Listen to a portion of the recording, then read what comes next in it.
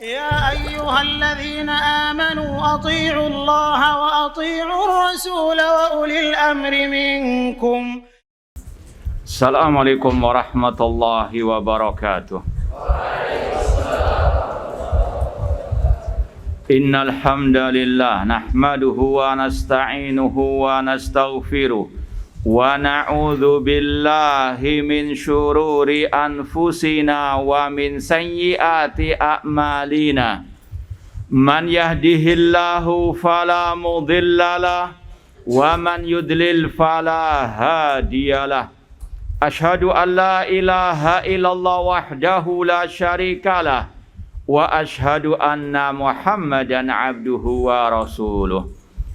Ya ayyuhalladzina amanu taqullaha haqqa tuqatih wa la tamutunna illa wa antum muslimun. Ya ayyuhan nasu taqu rabbakumul ladzi khalaqakum min nafsin wahidah wa khalaqa minha zawjaha wa batha minhuma rijalan katsiran wa nisaa wattaqullaha alladzi tasaaluna bihi wal arham innallaha kana 'alaikum raqiba. Ya ayyuhalladzina amanu taqullaha wa qulu qawlan sadida yuslih lakum a'malakum wa yaghfir lakum dhunubakum wa man yuti'illaha wa rasulahu faqad faza fawzan 'azima. Amma ba'd, fa inna asdaqal hadithi kitabullah wa khairal hadi hadi Muhammadin sallallahu alaihi wasallam wa syarrul umuri muhdatsatuha wa kullu muhdatsatin bid'ah wa kullu bid'atin dhalalah wa kullu dhalalatin finnar. Kaifa halukum? Hal antum musta'idun? Allah yassir. Taib. Al-an nabda wa nuwasil darsana wasalna ila safha thaniyah asyara. Asai kadalik. Ikhwani fillah wa akhwati rahimani wa rahmakumullah.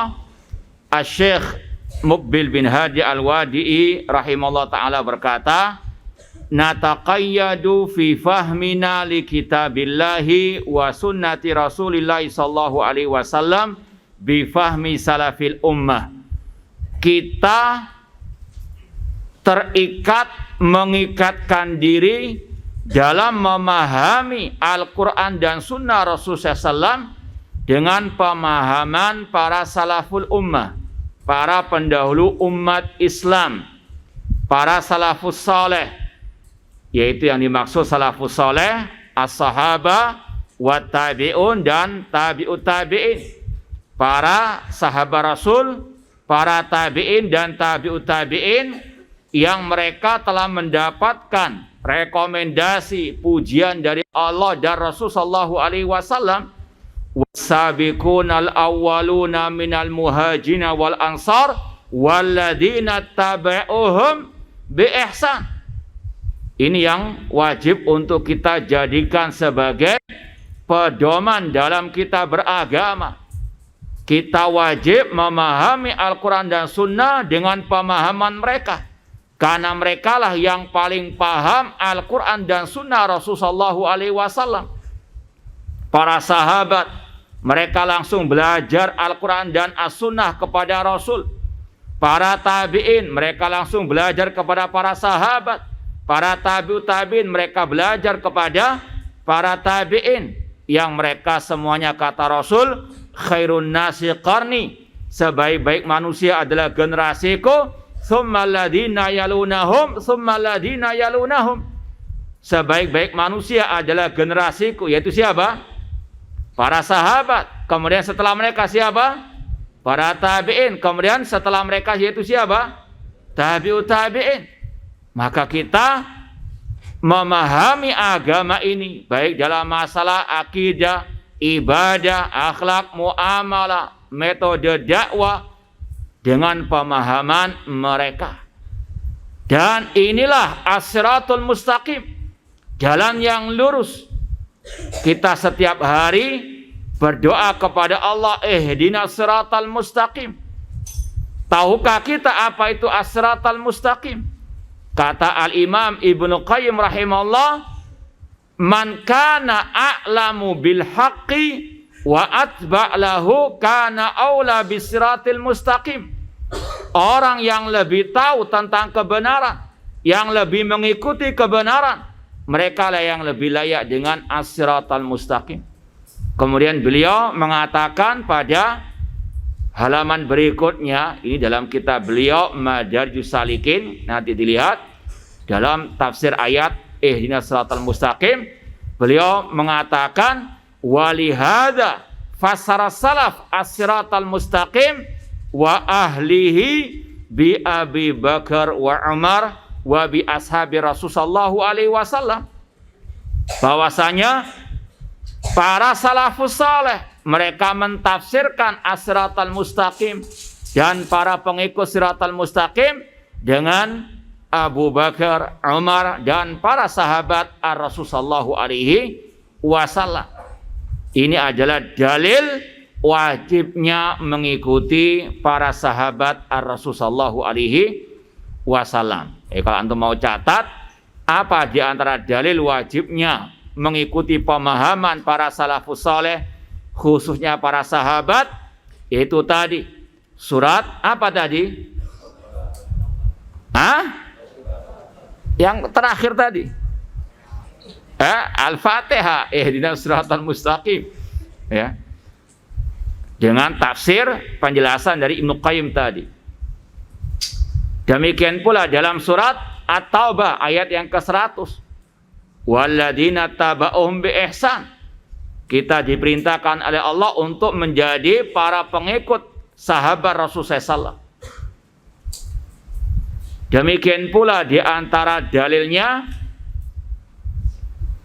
nanti antum lihat nomor berapa surat Al-Baqarah, fa in amanu bimisli ma amantum bihi faqad ihtadau.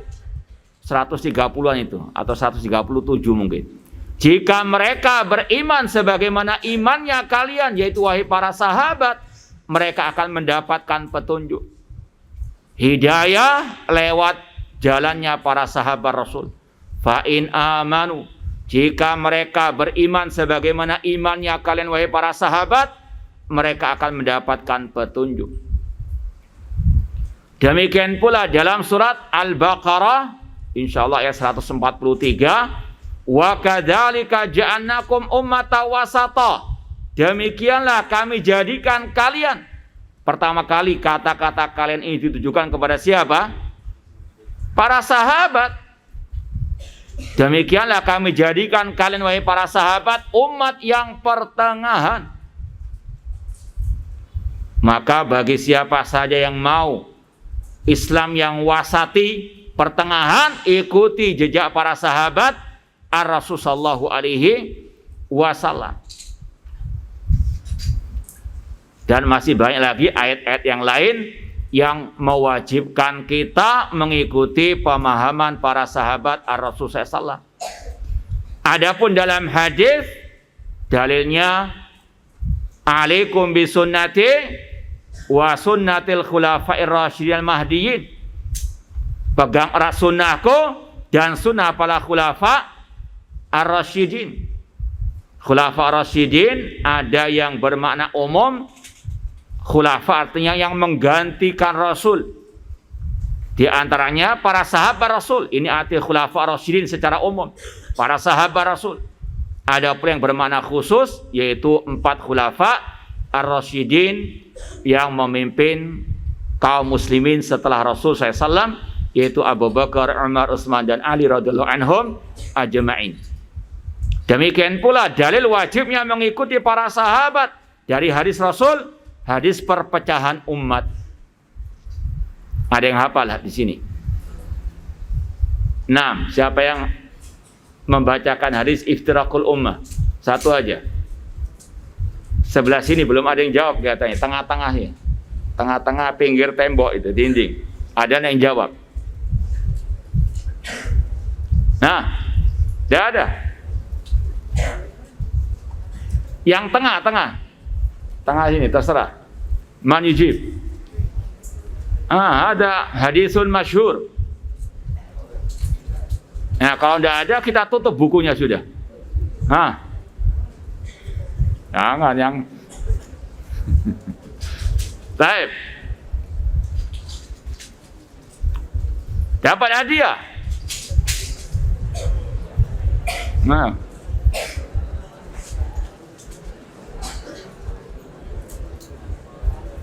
Taib, ahsan, taib, kum.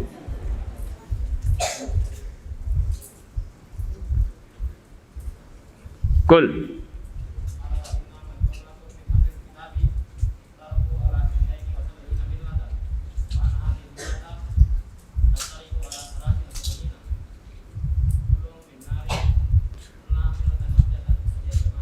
Taib, ahsanta. Taib, kuda dia. Itu aja kok malu-malu. Taib.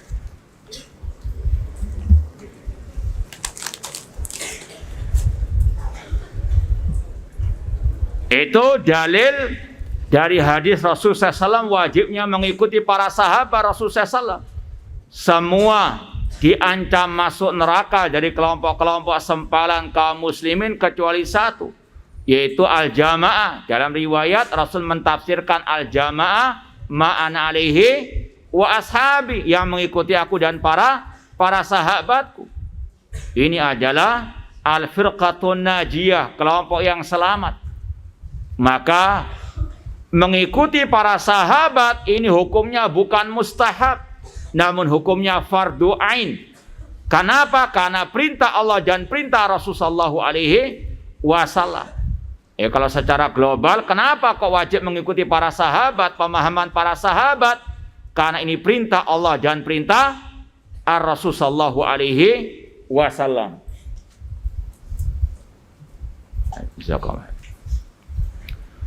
Fahintum atau naimun?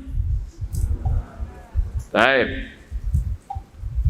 Kemudian minal muhadditsin, di antara salafus saleh adalah para ulama-ulama ahli hadis, yaitu yang mengikuti jejak 3 generasi tadi. Imam Bukhari, Imam Muslim, Abu Hatim Ar-Razi dan seterusnya. Kita mengikuti jejak mereka, namun ghairi muqalladina li afradihim, tapi tidak fanatik, tidak taklid buta kepada person individu mereka. Ya. Kita wajib meyakini sebagaimana kata Imam Malik rahimahullah, kullun yu'khad min qawli wa itlaq ila Rasulullah SAW. Kita meyakini semua orang bisa diambil, ditolak ucapannya kecuali siapa? Ar-Rasul SAW. Tidak ada person individu yang maksum dari kalangan para ulama. Maka minhaj firqatin najiyah mengatakan bahwasanya al-firqatun najiyah la tata'assab liwahidim min a'immatil mujtahidin. Firqatun najiyah tidak fanatik kepada seorang pun dari para imam-imam ahli ijtihad. Ini sekali lagi yang sudah mungkin antum pelajari dari kitab Minhaj Firqatin Najiyah oleh Syekh Muhammad bin Jamil Zainu rahimallahu ta'ala. Sekali lagi, kita pertengahan dalam segala hal.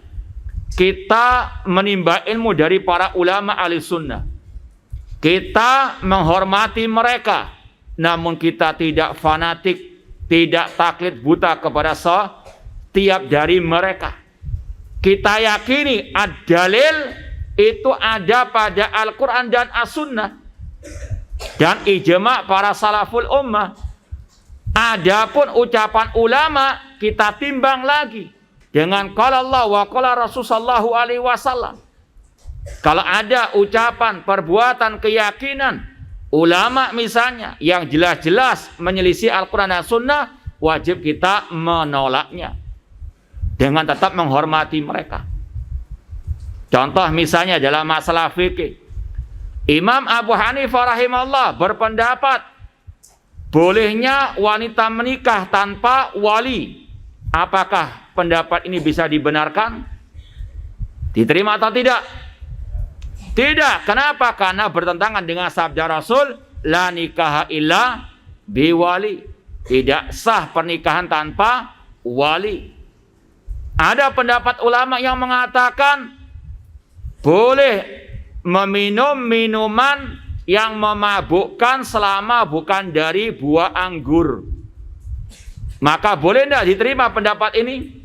Tidak diterima karena Rasul bersabda, kullu muskirin khamrun wa kullu khamrin haram. Setiap yang memabukkan itu adalah minuman keras, khamr. Dan setiap khamr haram dari apapun bahannya. Ini sekali lagi prinsip manhaj ahli sunnah wal jamaah. Maka kita juga dalam masalah misalnya nge-share, memosting ucapan ataupun video ulama misalnya atau masyayikh, kita juga harus apa? Timbang lagi. Betul tidak? Sesuai tidak dengan akidah Ahlussunnah, manhaj Ahlussunnah? Karena bisa jadi ada ketergelinciran dari mereka. Ini prinsip manhaj Ahlussunnah wal jamaah. Bal na'khudul haqqa mimman ja'a bihi. Kita mengambil kebenaran dari mereka. Dari siapa? Ulama Ahlussunnah wal jamaah. Boleh tidak mengambil, menimba ilmu dari ahli bid'ah? Boleh tidak? Yakin? Hah? Dulu ada kisah Abu Hurairah diajari ayat kursi oleh setan. Dan diterima oleh Abu Hurairah, diterima oleh Rasulullah SAW. Bagaimana jawabannya itu? Ada yang jawab lah. Katanya nggak boleh menerima atau mengambil ilmu dari ahli bid'ah. Ini Abu Hurairah menerima ilmu dari setan, yaitu mengajari ayat kursi untuk dibaca sebelum tidur malam. Dan Rasul mengatakan shadaqaka wa huwa kadzub. Ada yang jawab? Minatullah.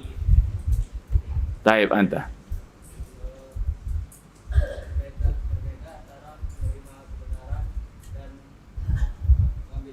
Ahsanta. Beda antara menerima kebenaran dengan mengambil ilmu, mencari ilmu, mencari kebenaran. Mencari ilmu harus dari Ahlussunnah wal jamaah. Adapun menerima kebenaran dari siapapun, meskipun dari setan, dari iblis, dari orang Yahudi, orang Nasrani. Contoh, kalau ada misalnya ada orang Yahudi datang ke rumah antum mengatakan Allah satu-satunya sesembahan yang hak. Diterima atau tidak ucapan Yahudi ini? Hah? Diterima. Itu hak. Tapi bolehkah belajar ke negeri orang Yahudi mencari ilmu agama di sana? Seperti kelompok liberal? Haram. Paham ya? Jadi bedakan antara menerima ilmu agama dengan mencari ilmu agama. Menerima ilmu agama dari siapapun. Tidak boleh membantah kebenaran. Itu al-kibr, sombong. Namun tidak boleh mencari ilmu agama, mengambil ilmu agama dari ahli al-bid'ah. Wa nahnu na'lam anna hunaka man yadai as-salafiyah wa salafiyah bari'atun minhu. Kita mengetahui, meyakini di sana ada orang-orang yang mengaku-ngaku pengikut dakwah salafiyah, mengaku-ngaku sebagai salafi, namun dakwah salafiyah bari'atun minhu, berlepasi darinya. Ini sebagai bentuk kewaspadaan, kehati-hatian. Wajib kita semuanya waspada, hati-hati. Ada banyak penyusup. Kalau dalam tubuh kaum muslimin ada yang munafikun, bahkan di zaman Rasul banyak munafikun, apalagi di zaman sekarang. Demikian pula dalam tubuh dakwah salafiyah, nggak semuanya murni di atas akidah salafi atau akidah salafiyah manhaj salafi. ada orang-orang yang menyusup. Sebagaimana Syekh Dr. atau Syekh Abdul Malik Ramadhani pernah menyebut dalam salah satu kesempatan, dan sudah kita pernah posting atau terjemahkan dulu, ketika dakwah salafiyah laris manis, dakwah salafiyah lagi tren misalnya, ada orang-orang yang dahulunya mungkin sebetulnya di atas akidah sesat, manhaj haroki, menyusup ke dalam tubuh dakwah salafiyah. Entah karena urusan dunia atau ingin merusak dakwah salafiyah dari dalam. Maka sekali lagi perlu adanya apa? Kewaspadaan. Di antaranya di sini kata beliau, qad asbaha yujaril mustama fi tahlili ma harramallah. Dan di antara ciri mereka ini dakwanya yang penting abang senang, yang penting bapak sayang, ya, yang penting masyarakat suka. Entah itu menyelisih syariat ataukah tidak, yang penting banyak pengikut, yang penting followernya banyak, yang penting ada orang-orang yang mungkin punya harta mendukungnya. Ini hati-hati, orang-orang yang menjual akidah manhaj demi mendapatkan kuantitas, alias dakwah yang dipentingkan kuantitas, banyak-banyakan pengikut, tanpa memperhatikan prioritas dakwah yang benar. Tadi yang penting dakwah itu apa? Diterima oleh masyarakat, bukan yang diridhoi oleh Allah Subhanahu wa taala, bukan mengikuti jalannya Rasulullah SAW. Wah, nggak usah dakwah tauhid ini banyak dimusuhi. Dakwah akhlak saja. Naudzubillah min dzalik. Ini adalah dakwah mencari ridho manusia, bukan ridho Allah Subhanahu wa taala. Dahulu para nabi ada yang nggak punya pengikut sama sekali, karena dakwah mereka dakwah tauhid. Apakah mereka salah? Tidak. Ukuran baik atau tidaknya dakwah itu dilihat dari ittiba, bukan dari banyak-banyakan apa? Pengikut. Yang penting kualitas, dalam artian ittiba tadi, meskipun sedikit apa? Pengikutnya.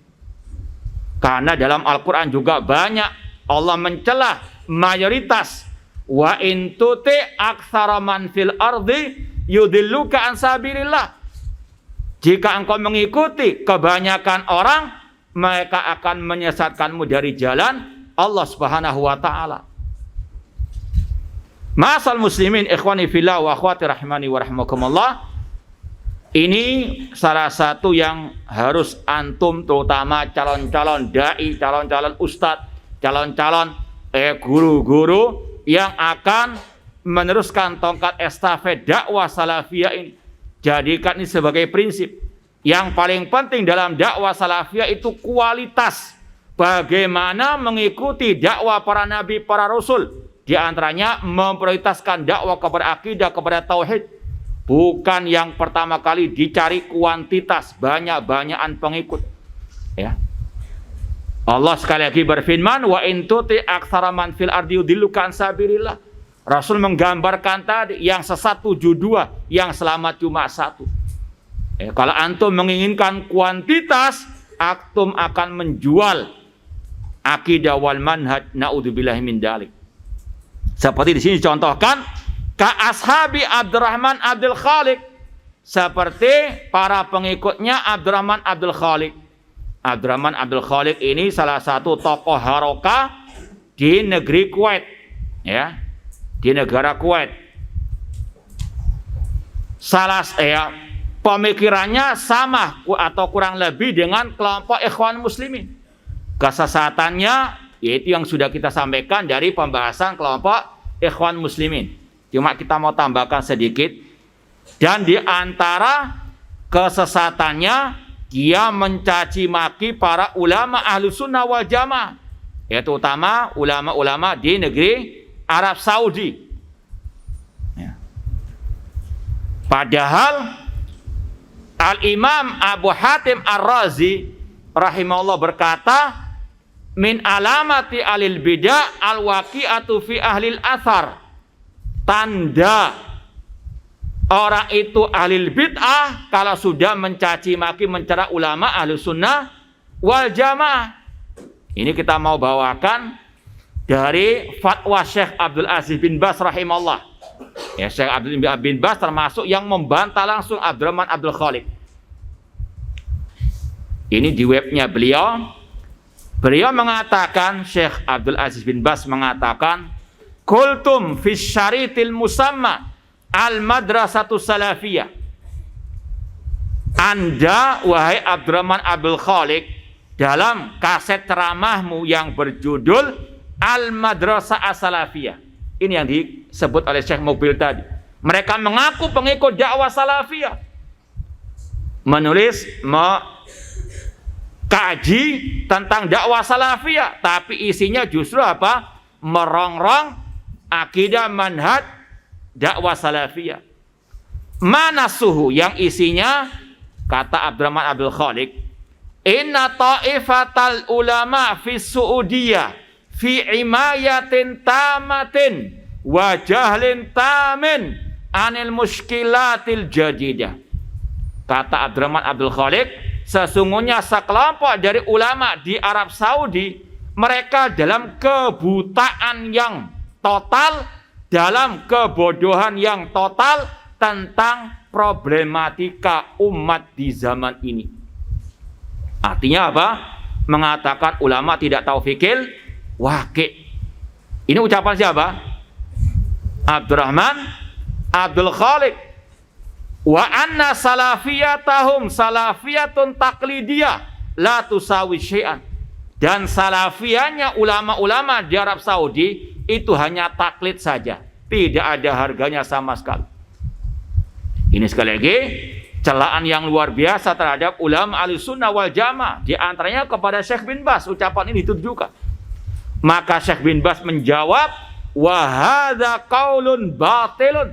Ini adalah ucapan yang batil. Fa innal ulama fi Saudiyah ya'rifuna masyakil al-asr. Karena ulama di Arab Saudi tahu problematika umat di zaman ini. Wa qad katabu fiha katsiran, dan mereka menulis tentang hal-hal tersebut. Wa ana minhum, dan aku di antaranya, kata Syekh bin Baz. Bihamdillah. Ya. Ini sekali lagi salah satu kesesatan Abdurrahman Abdul Khaliq. Ya, sekali lagi dia termasuk yang menyeru kepada demonstrasi, kudeta, dan juga yang terakhir Syekh Abdul Aziz Ar-Rayis hafizahullah taala ketika membongkar kedok ada organisasi namanya Ansarus Sunnah di Sudan, di antaranya dikatakan yang merusak Ansarus Sunnah Muhammadiyah di sana adalah Abdurrahman Abdul Khaliq. Ini berbahaya. Demikian pula Muhammad Surur, ini adalah pencetus kelompok Sururiyah, dan dari namanya lah dinisbatkan kelompok apa? Sururi. Ini kalau bisa dikatakan kelompok Sururiyah itu anaknya Ikhwanul Muslimin, cuma diselipkan,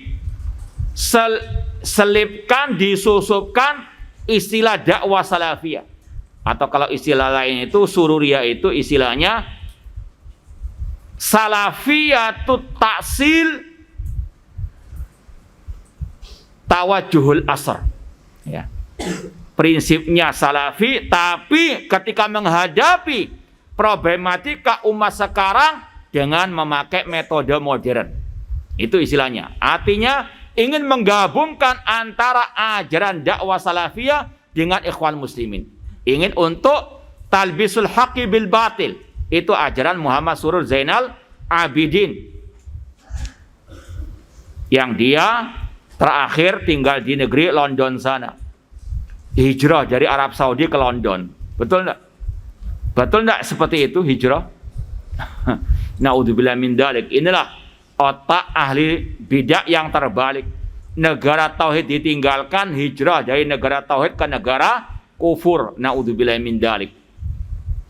Dan di antara kesesatan Muhammad Surur Zainal Abidin, dia mengatakan kitab-kitab akidah salaf itu sudah kadaluarsa, expert istilahnya.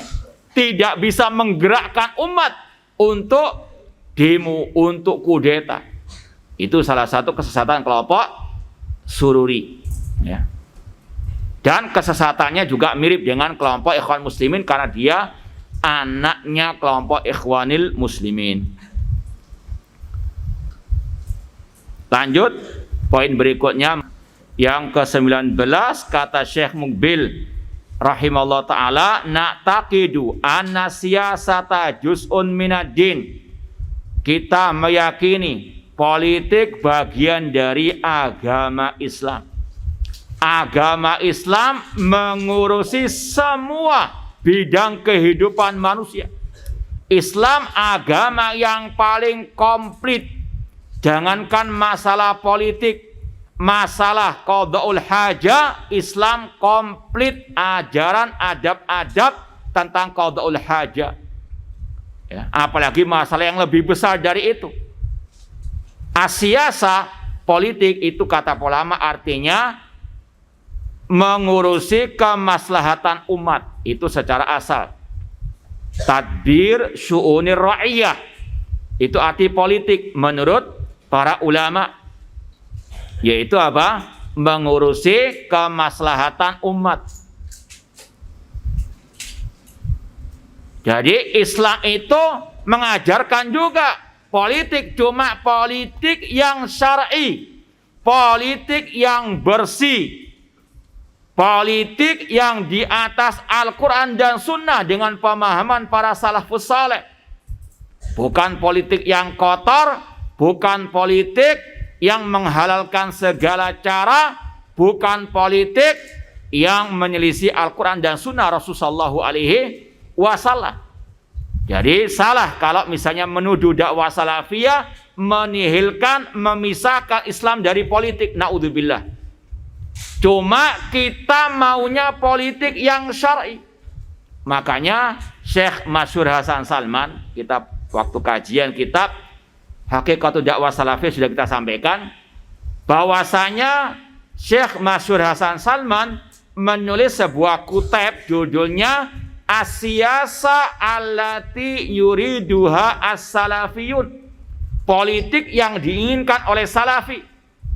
Jadi salafi, dakwah salafiyah bukan secara mutlak menafikan, mengharamkan politik, tidak. Tapi ada perincian. Politik yang kotor, politik yang menyelisih Al-Quran dan Sunnah kita tolak, kita jauhi. Namun ada politik yang syar'i. Ya.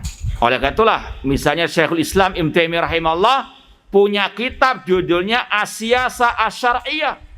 Siasat politik yang syar'i, itu yang kita apa? Pahami, yang kita yakini. Tapi kalau politik yang menghalalkan segala cara, politik yang kotor, politik yang menyelisih Al-Quran dan Sunnah kita tolak. Seperti salawat. Salawat yang diajarkan oleh Ar-Rasul kita ikuti. Namun salawat yang bid'ah apalagi syirik kita jauhi. Maka dusta kalau ada yang mengatakan dakwah salafiyah mengharamkan politik secara mutlak. Naudzubillah min dzalik. Politik bagian daripada agama Islam. Islam mengajarkan politik. Di antara politik dalam Islam kata para ulama yaitu hukum adalah milik Allah Subhanahu wa ta'ala. Harus semuanya dihukumi oleh qala Allah wa qala Ar-Rasul sallallahu alaihi wasallam. Itu namanya salah satu politik yang asy-syar'iyyah. Walladzina yuhawiluna fasladin anisiyasa innama yuhawiluna hadamaddin. Yang ingin untuk memisahkan agama dari politik atau memisahkan politik dari agama, maka mereka ingin untuk menghancurkan agama. Ini yang disebut dengan ajaran sekulerisme. Ya, aliran apa? Al-ilmaniyah. Bahasa Arabnya apa? Al-ilmaniyah. Sekulerisme, yaitu apa? Memisahkan agama dari negara, Kata mereka agama itu cuma di masjid saja atau cuma di pondok-pondok pesantren saja. Nggak usah agama mengatur negara. Ini ajaran apa? Sekulerisme. Ini ajaran yang batil. Islam agama yang komplit, mengurus semua yang mendatangkan maslahat bagi umat. Ya. Fayantum Allah. Kemudian innama yuhawiluna ahdamadin wa intisharal fawda wa kada ma syafi ba'dil biladil islamiyah. Mereka menghendaki atau kelompok-kelompok sekulerisme atau kelompok liberal juga menginginkan untuk terjadinya kekacauan di negeri-negeri kaum muslimin. Kalau agama nggak mengurusi negara bisa porak-poranda, bisa hancur. Ya. Contoh misalnya masalah tidak boleh mengkudeta pemimpin kaum muslimin. Ini juga termasuk bagian daripada asiasa. Artinya rakyat harus meyakini haram mengkudeta pemimpin kaum muslimin. Jangan sampai ada yang mengatakan ini bukan pembahasan agama, naudzubillahi min dzalik. Ya. Demikian pula ketika ada misalnya pemimpin kaum muslimin ngatur salat Idul Fitri misalnya, penentuan Idul Fitri oleh pemimpin. Ini dulu pernah kita dengarkan dari tokoh masyarakat mengatakan tidak usah negara ngurusi Idul Fitri, penentuannya kapan, istilahnya sidang isbat dan seterusnya. Ini adalah pemikiran kelompok liberal, kelompok ilmaniin, kelompok apa? Sekulerisme. Agama sekali lagi tidak boleh dipisahkan dari urusan negara pemerintahan, karena Islam adalah agama yang sempurna, mengajarkan segala yang dibutuhkan oleh manusia.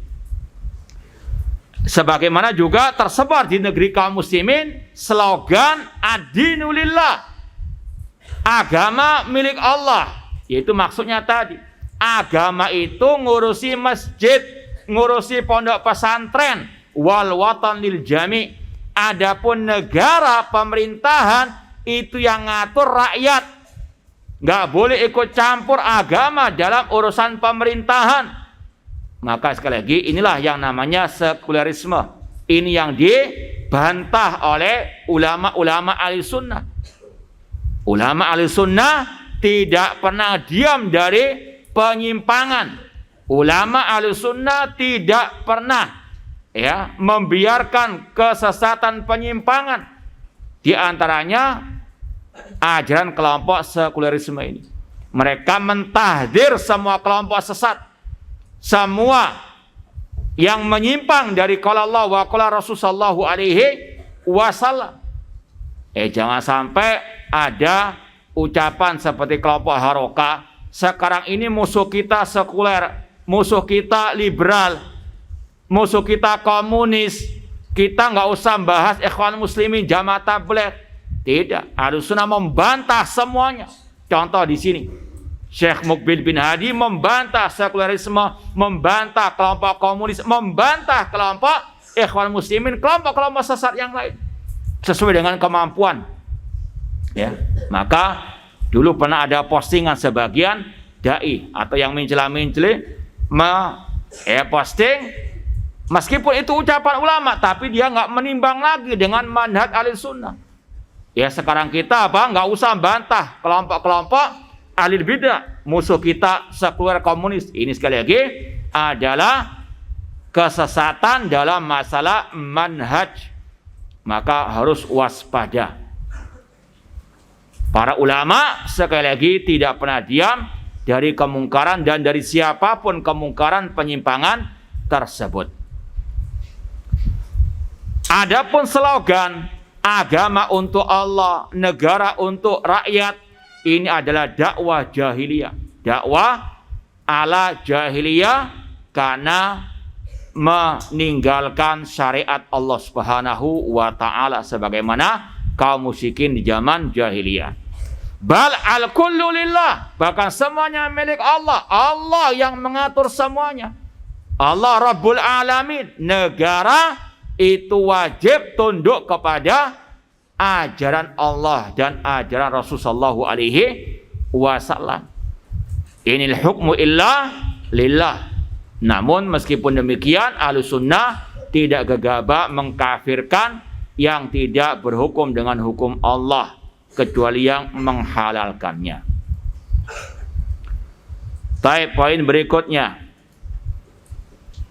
Poin ke-20 kata Syekh Muqbil rahimahullah, na'taqidu anna la izza wa la nasra lil muslimin hatta yarju ila kitabillah wa sunnati Rasul sallallahu alaihi wasallam. Kita Ahlussunnah meyakini tidak ada kemuliaan, tidak ada kemenangan bagi kaum muslimin sampai mereka kembali kepada pedoman hidup mereka, yaitu Al-Quran dan Sunnah Rasulullah SAW. Ucapan ini diambil atau berdasarkan sabda Rasul dalam hadis yang dikenal dengan hadisul ainah. Dalam riwayat Abu Dawud dari Abdullah bin Umar radhiyallahu taala anhuma. Siapa yang hafal hadisnya? Yang dikenal dengan hadisul ainah.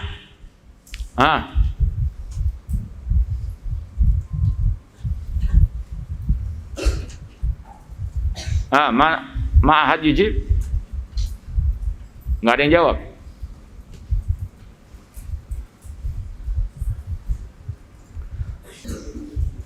Naam, ada yang mau jawab? Hadis al-ainah. Taib, husudun aja, mungkin karena sumuk itu, ya. Jawabannya. Taib. Rasul SAW bersabda, "Idza tabayatum bil ainah." Lanjutkan.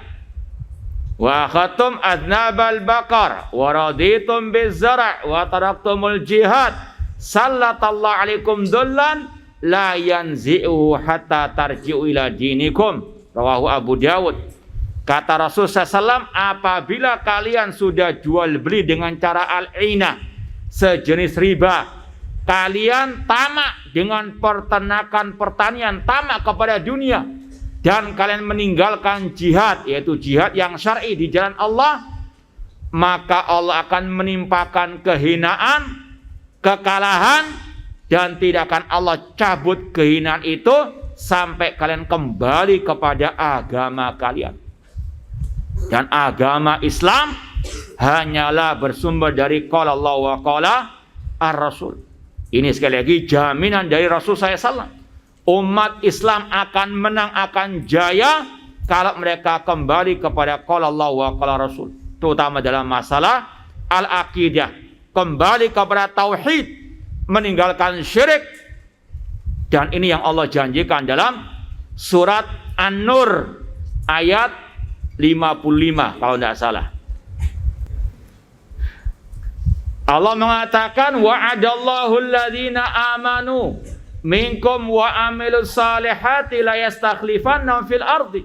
Allah berjanji kepada orang yang beriman di antara kalian dan yang beramal saleh, untuk Allah menjadikan mereka sebagai khalifah, penguasa, sebagaimana Allah menjadikan orang-orang sebelum mereka sebagai penguasa. Ini janji Allah. Dan Allah akan mengokohkan agama yang Allah ridhoi bagi mereka.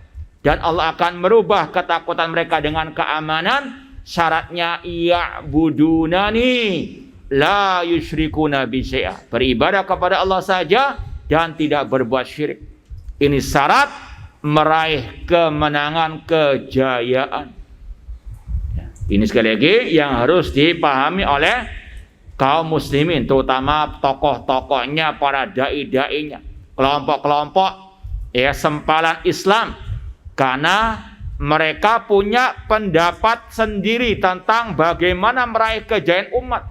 Ada yang mengatakan harus lewat jalur politik, harus melalui jalan ekonomi, harus melalui jalan dan sebagainya, dan mereka menjauh dari akidah, maka sampai kapanpun tidak mungkin mereka berhasil meraih kejayaan. Karena Allah sendiri sekali lagi yang menjamin umat akan jaya kalau mereka di atas tauhid dan meninggalkan syirik. Dan kata Rasul tadi, umat akan jaya, akan menang kalau mereka kembali kepada agama mereka, yaitu al-Islam yang murni, yang kata Rasul taraktukum alal bayda'i lailuha kanahariha la yazighu anha illa halik. Lanjut poin berikutnya. Poin ke-21, kata Syekh Muqbil bin Hadi Al-Wadi'i rahimahullah ta'ala, nubghidul ahzab al-mu'asirah. Kita membenci, berlepas diri dari kelompok-kelompok sesat yang ada di zaman ini. Ini sama dengan yang diucapkan oleh Syekh Muhammad bin Jamil Zainu dalam Minhaj Firqatin Najiyah. Beliau mengatakan al-firqatun najiyah ta'muru bil ma'ruf wa tanha 'anil munkar wa tunkir at-turuq al-mubtada'ah wal ahzab al-haddamah. Kata beliau, kita firqatun najiyah melaksanakan amar ma'ruf nahi munkar, dan kita mengingkari semua jalan-jalan ahlul bid'ah dan mengingkari ahlul bid'ah serta kelompok-kelompok al-ahzab al-haddamah. Di antara makna al-ahzab haddamah, kelompok-kelompok yang membinasakan, menghancurkan Islam, yaitu ini al-hizbus syuyu'i, komunis.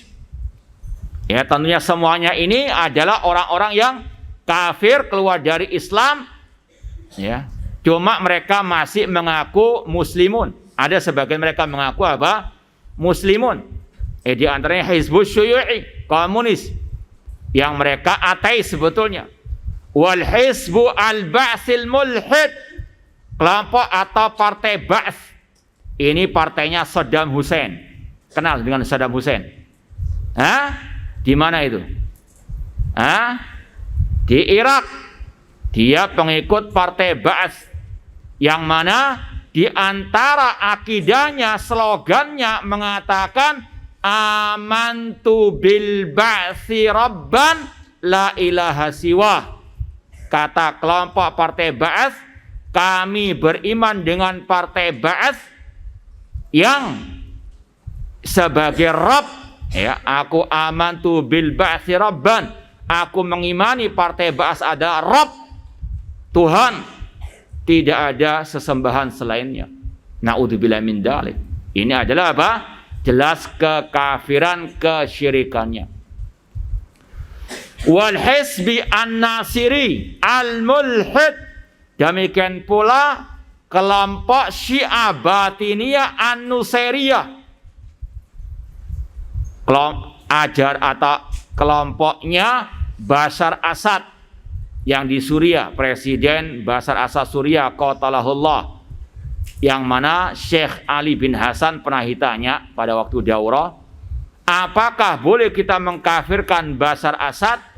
Kata beliau, ya, nggak usah dikafirkan, karena dia sudah apa? Sudah kafir. Ya, karena dia apa? Pengikut ajaran kelompok Syiah Batiniyah Nusairiyah yang sepakat ulama mengeluarkannya dari al-Islam. Di antara akidah sesatnya tentunya meyakini Ali sebagai sesembahan mereka, meyakini tokoh mereka sebagai sesembahan mereka.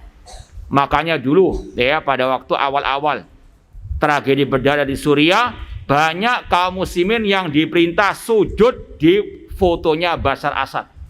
Karena itu keyakinan mereka, menyuhankan tokoh-tokoh mereka. Wal hizbil isyirakil mulhid, demikian pula kita berlepas diri membenci kelompok sosialisme yang mulhid. Intinya mereka kelompok-kelompok yang kufur akbar. Demikian pula hizbir rafidil marik, berlepas diri membenci kelompok Syiah Rafidah yang keluar dari al-Islam. Sebagaimana kata Imam Al-Bukhari, la ubali sallaitu khalfal yahudi awin nasrani am sallaitu khalfa al-jahmi awir rafidi. Aku tidak membedakan apakah aku salat di belakang orang-orang Yahudi, Nasrani, kelompok pengikut Jahmiyah ataupun pengikut kelompok Syiah Rafidah. Imam Bukhari mengeluarkan Syiah Rafidah dari al-Islam, disamakan dengan Yahudi dan An-Nasrani. Ini adalah al-wala wal bara, babnya wala wal bara. Kita Ahlus sunnah dakwah salafiyah diajarkan al-wala wal bara. Wala, loyalitas, cinta kepada orang-orang yang di atas tauhid dan sunnah. Dan kita diajarkan berbara kepada orang-orang yang menyelisihi akidah salaf, manhaj salaf, yang menyelisih Al-Quran dan sunnah Rasulullah SAW, apalagi yang sampai kepada derajat kekafiran, kesyirikan. Na'udzubillahi min dzalik. Wa nara anna nasa yang qasimun ila hizbain. Kita meyakini manusia terbagi menjadi dua kelompok. Hizbir Rahman, orang-orang yang mengikuti ajaran Allah. Ulaika hizbullah. Ini adalah apa? Pengikut agama Allah. Hizbullah bukan nama kelompok Syiah Rafidhah yang ada di Libanon, ya. Ada pengikut kelompok Syiah Rafidhah di Libanon yang mengaku sebagai Hizbullah. Kata para ulama itu Hizbus Syaitan, itu Hizbullah wal Uzza, itu hizbunya Abdullah bin Saba al-Yahudi. Maka jangan terprovokasi dengan slogan. Lihat hakikatnya, lihat akidahnya. Nama boleh jadi indah, namun hakikatnya kadang racun yang berbisa. Maka harus apa? Waspada. Dakwah salafiyah, pengikut dakwah salafiyah as-salafiyun harus teliti, harus betul-betul detail. Jangan mau budu-budui dengan slogan-slogan yang indah, padahal isinya penuh dengan syubhat atau bahkan dolalat, kesesatan. Yang pertama, kelompok yang dinamakan Hizbullah. Allah yang menamakan sendiri, ulaika Hizbullah, yaitu mereka-mereka yang di atas akidah sahihah, di atas tauhid yang benar, di atas ittiba kepada sunnah Rasulullah SAW. Itulah Hizbullah. Wa humul ladzina tantabiqu alaihim arkanul Islam wa arkanul iman. Hizbullah, Hizbur Rahman adalah mereka-mereka yang betul-betul mengamalkan rukun Islam, mengamalkan rukun iman, alias akidah mereka sahihah, alias tauhid mereka benar, dan mereka beramal saleh, melaksanakan tadi rukun Islam, rukun iman. Ghaira radina syai'an min syar'illah, tidak menolak, mengingkari syariat Allah sedikit pun. Itu ciri Hizbullah. Namun kalau ada yang mengaku Hizbullah namun tidak mau dakwah kepada tauhid, tidak mau mengikuti sunnah Rasul, mereka bukan Hizbullah, mereka Hizbus Syaitan, tentaranya syaitan. Wa Hizbus Syaitan wa humul muharibuna li syar'illah. Adapun tentaranya setan, mereka adalah yang memerangi syariat Allah Subhanahu wa taala. Di antaranya memerangi dakwah tauhid, yang gencar dakwah tauhid, yang gencar membantah kesyirikan, membantah kebid'ahan.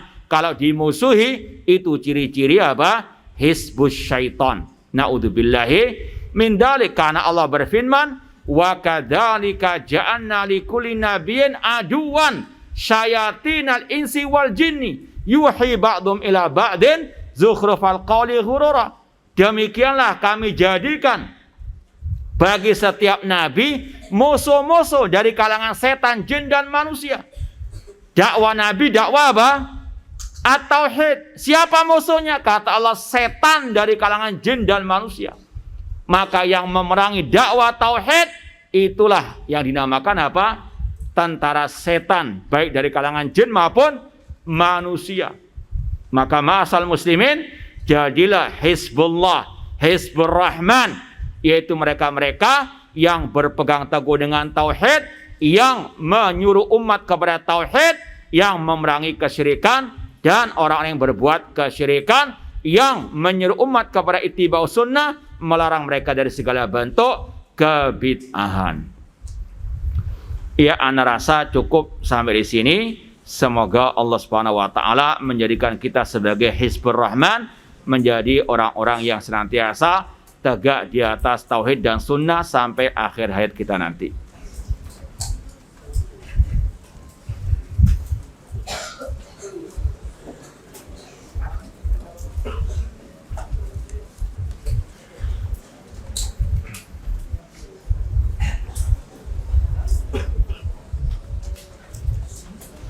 Ya, ada pertanyaan. Saya punya sepupu dan sepupu saya ini keluaran pondok yang tidak bermanhaj Ahlussunnah wal Jamaah. Dan dia telah pondok selama 6 tahun. Bagaimana sikap kita? Kalau kita mendapatinya di atas kebid'ahan, kesesatan, kalau kita bisa menasehatinya, maka kewajiban kita watawasau bil haq watawasau bis sabr. Meskipun 6 tahun, kadang mereka ini ya hanya sekadar ikut-ikutan ataupun nggak paham ya apa yang dipelajari pada waktu di pondok tersebut.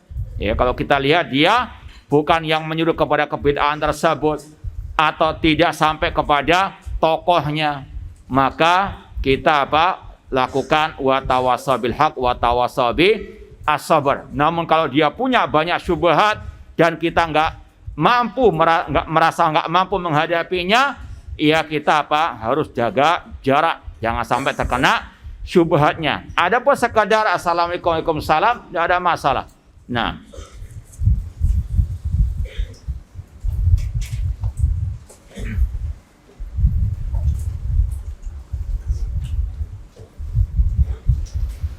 Ustadz sebutkan perkataan ulama yang melarang keras anaknya untuk tidak berteman atau bertetangga dengan ahli bidah. Ini ada dari kitab Syarhus Sunnah karangan Imam Al-Barbahari yang minggu lalu atau sebelumnya kita kaji ya tiap hari Kamis ba'da maghrib, nanti malam diantaranya kita mau bacakan terjemahannya.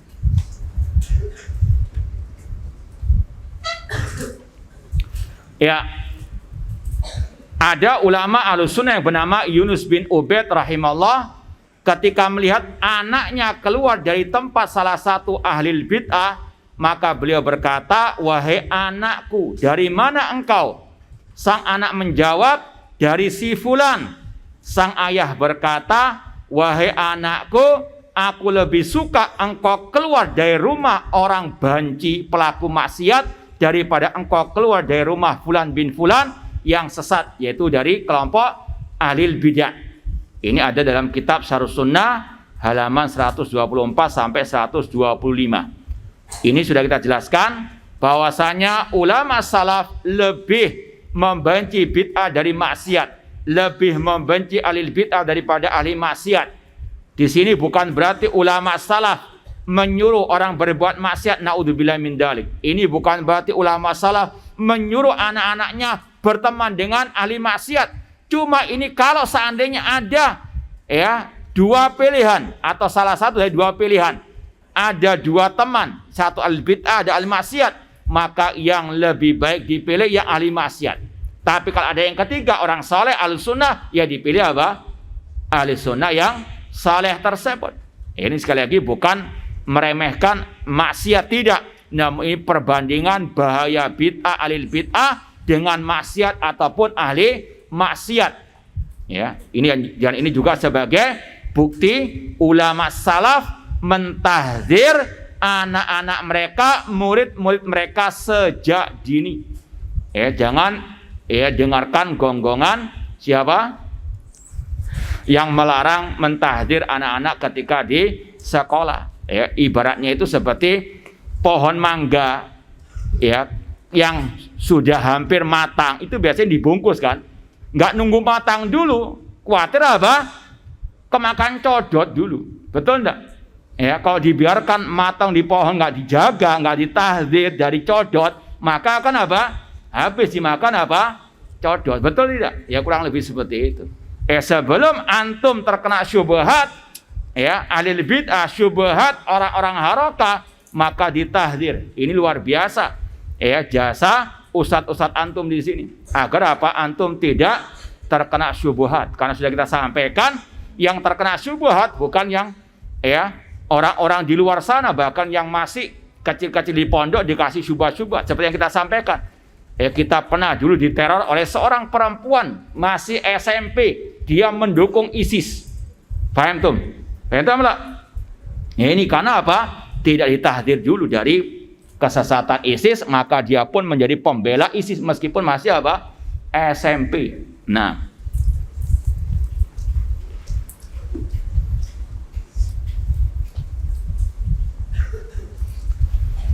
Ahsanallahu ilaikum ya Ustaz, kaifa nutabik asyiata syariah fi baladina. Intinya ahabbakallah alladzi ahbabtani fi. Bagaimana kita mempraktekkan politik yang syar'i? Ya, sekarang antum sebagai tulab pelajari dulu akidah yang sahihah. Politik kata ulama ada orang-orangnya. Ya, antum urus siapa? Tugas antum sebagai tulab, tugas antum sebagai mudarris, ajari, pelajari akidah manhaj yang benar, Islam yang benar, maka insyaallah Allah Subhanahu wa taala ya akan memberikan apa? Daulah Islamiyah yang benar kalau rakyatnya sudah apa? Benar. Innallaha la yughayyiru ma biqaumin hatta yughayyiru ma bi anfusihim. Allah tidak akan merubah nasib suatu kaum sampai mereka merubah nasib mereka sendiri. Apakah benar bahwa Nabi semasa hidup hanya mentahdir sekali saja? Benar atau tidak? Ini sudah kita bantah alhamdulillah di postingan kita terakhir. Kita bantah penyimpangan-penyimpangannya, diantaranya berdusta atas Nabi Sallallahu Alaihi Wasallam. Nabi mentahdir, entah itu ucapan, perbuatan, oknum kelompok yang salah, berulang kali, bukan sekali. Ini dusta. Ya, yang pertama kita contohkan, ya, bahwasanya Rasul mentahdir Dzul Khuwaisirah At-Tamimi.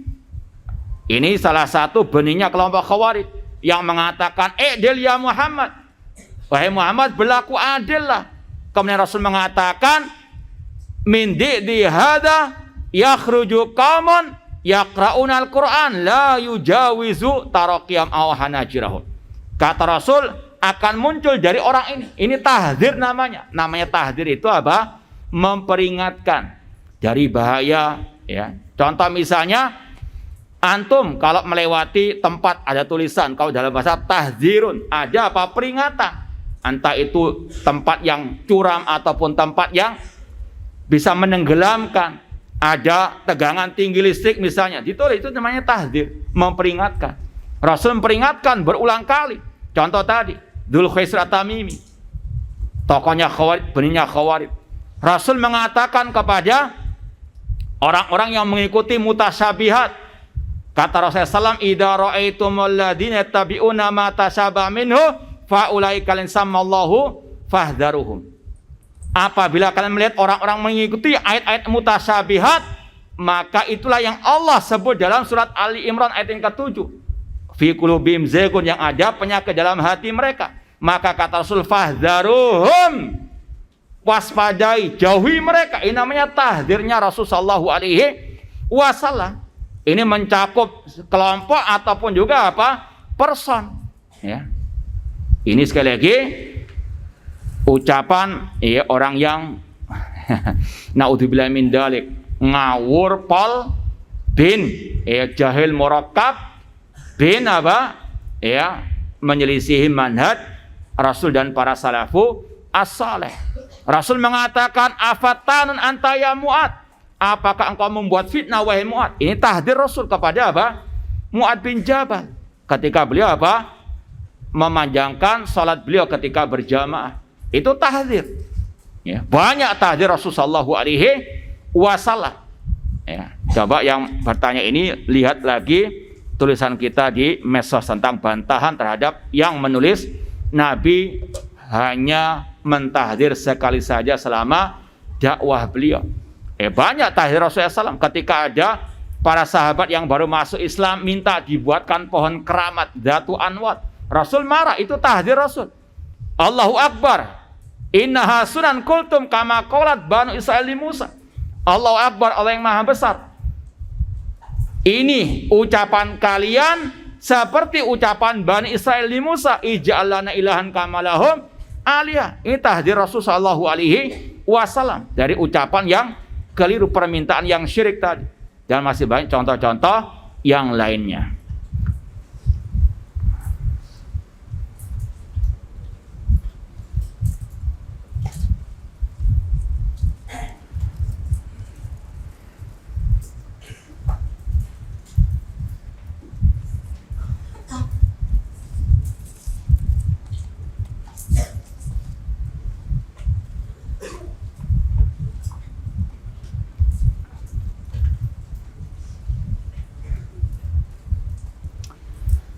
apakah ada perbedaan antara qadarullah dengan kehendak Allah? Qadarullah takdir Allah, dan di antara meyakini takdir Allah, meyakini kehendak Allah. Ini kalau sekali bahasa ya kurang lebih lah. Ini apa yang terjadi dengan kehendak Allah, apa yang terjadi dengan takdir Allah, ini kurang lebih sama. Cuma kalau mau diperinci, dibedakan tadi. Qadarullah lebih umum, takdir Allah meyakini apa? 4 poin. Meyakini ilmunya Allah, meyakini apa lagi? Catatan takdir, meyakini apa? Kehendak, meyakini ya semua ini penciptaan atau ciptaan Allah Subhanahu wa ta'ala. Ini kurang lebih sama.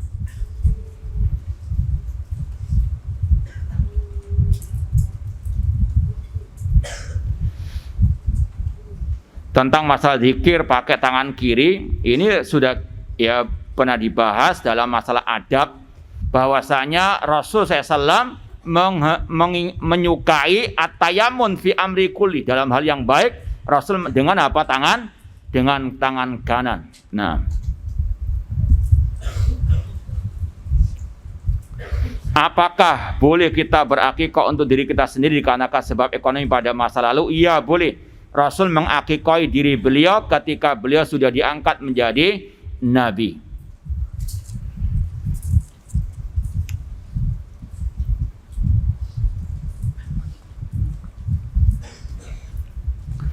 Kan seluruh nabi mempunyai hawari, pengikut setia. Bagaimana dengan nabi yang tidak mempunyai pengikut sama sekali karena dakwanya dakwah tauhid?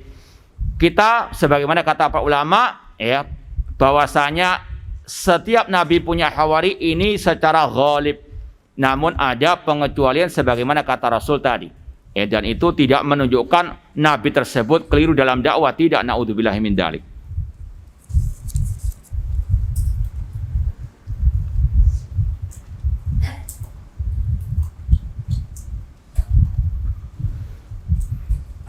Mohon nasihat bagi santri yang condong ke masalah fikih dan mengatakan bahwa pondok ini taklid kepada antum dan taklid kepada ustadz yang sudah jelas kesesatannya. Iya, mungkin dia masih ya istilahnya kena bius istilahnya dengan syubhat, ya, maka perlu disadarkan, ya. Kalau bisa dinasihati langsung, dipanggil, apa alasan mengatakan taklid, apa arti taklid?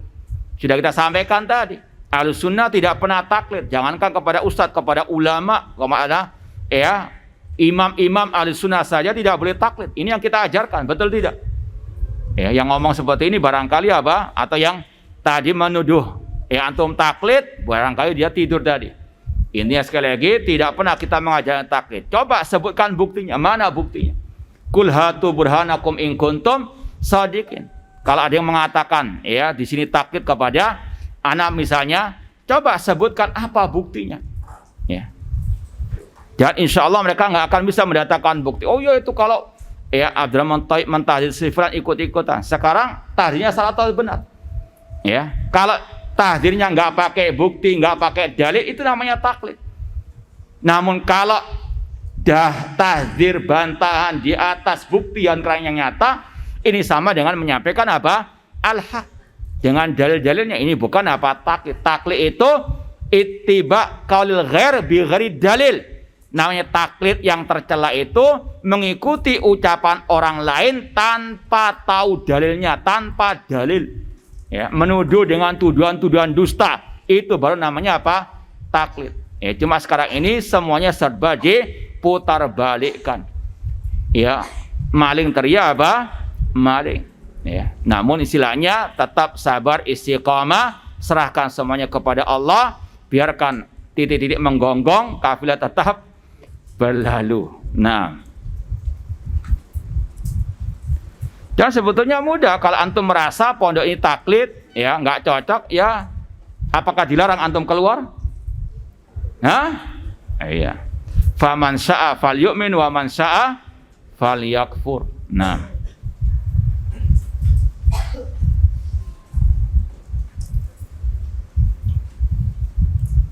Taib, ana rasa cukup sekian karena semakin panas.